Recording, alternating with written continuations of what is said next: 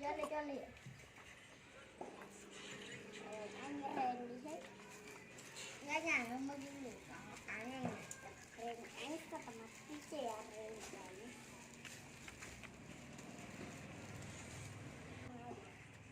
Stop. Mấy ngày không về.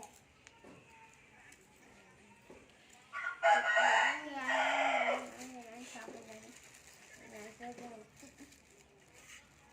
Cho rèn mà tập.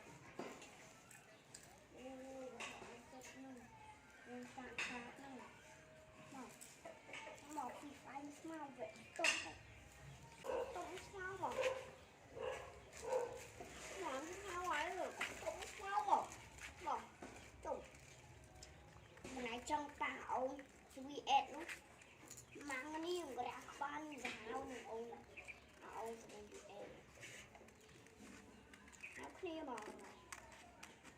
này sao bên này rồi anh sao bên đi chẳng có anh cho anh thải anh sao tụi anh đi anh sao chết lớn sao mình sao hát nhiều nhưng mà ra một tờ phơi phơi ha phơi nó đi chết chết vay ơi kia ăn lên mẹ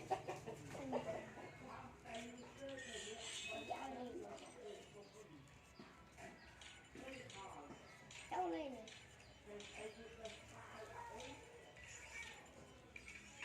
vẹn đi nó vẹn như thế nào vẹn ai vẹn phi cái ao lên để vẹn ra nó vẹn nó vẹn vẹn như thế nào vẹn như thế nào ra bỏ tay chốt hả ê ok đứng lên ê u lắm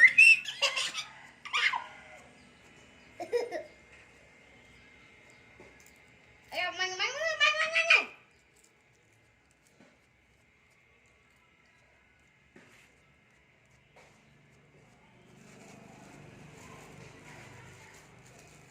anh chút tiền này